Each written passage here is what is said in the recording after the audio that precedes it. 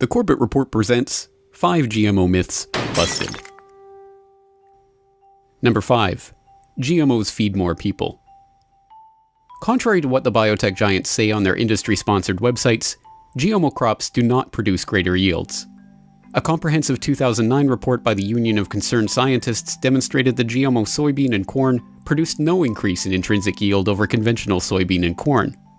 But even if future improvements were able to increase yields, a 2008 study demonstrated that organic farming methods with little or no chemical fertilizer and pesticide use was able to increase yield by 116%. But there's no money to be made for the international agrochemical companies by citing that research, so the public continues to be told that GMOs, which do not increase yield, are necessary to end world hunger.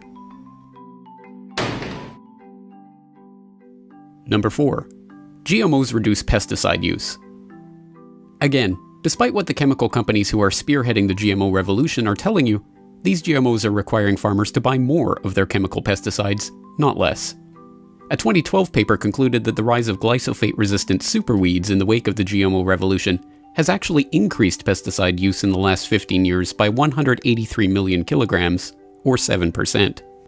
The study estimated that if new strains of GM corn and soybeans are approved for commercial use, herbicide use could increase by a whopping 50%.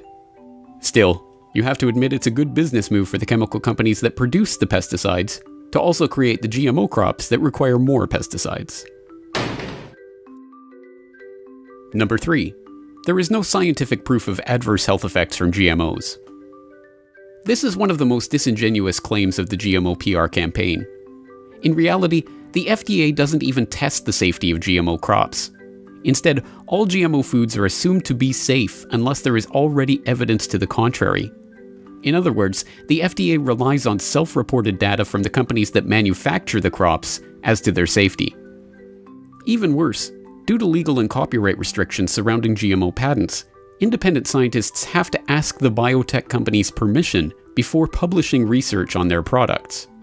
As a result, almost all of the long-term animal feeding studies that have ever been conducted on GMOs have been carried out by the biotech companies themselves, on their own rules, and with their own standards of reporting.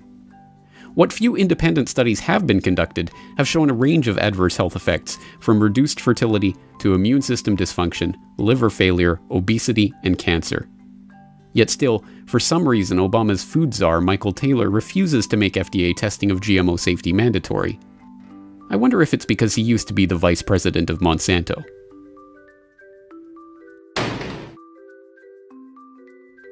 Number 2. There is no difference between genetic engineering and traditional breeding techniques. Argue with a GMO proponent long enough, and they will eventually try to tell you that there is no difference between conventional breeding techniques and genetic engineering, except for the time frame involved. What used to take dozens of generations can now be accomplished in a laboratory in a short time, they say. But this is not true.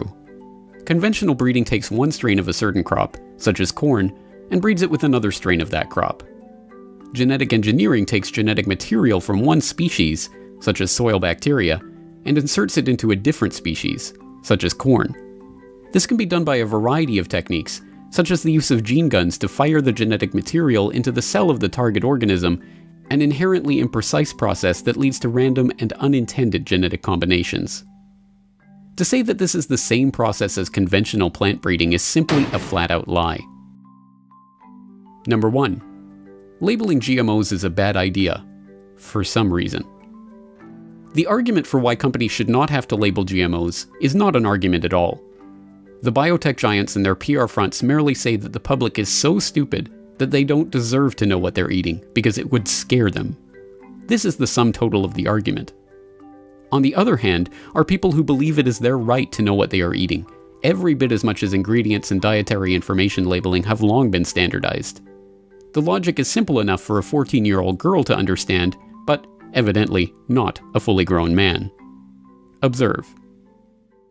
And just to clarify, GMOs, it's a genetically modified organism, and it's where they take the DNA from a species such as it can be like bacteria, virus, animal, or even from a plant, and they insert it into the DNA of another species to introduce a new trait.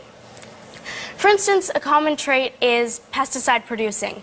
So they'll make the crops pesticide producing, but they haven't adequately tested and Monsanto's longest study is 90 days.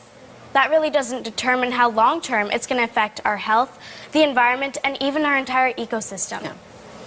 You know, saying Monsanto's testing in 90 days is a little mislabeling it, because many other organizations, including it sounds like some ones you're involved in, do much more testing. So a product comes to market, many people test it, including the government. So Monsanto knows that about food. Actually, can I just, in Health Canada nor the FDA do any independent studies, and they rely only on the very studies provided by the companies that stand to gain by their approval, like Monsanto.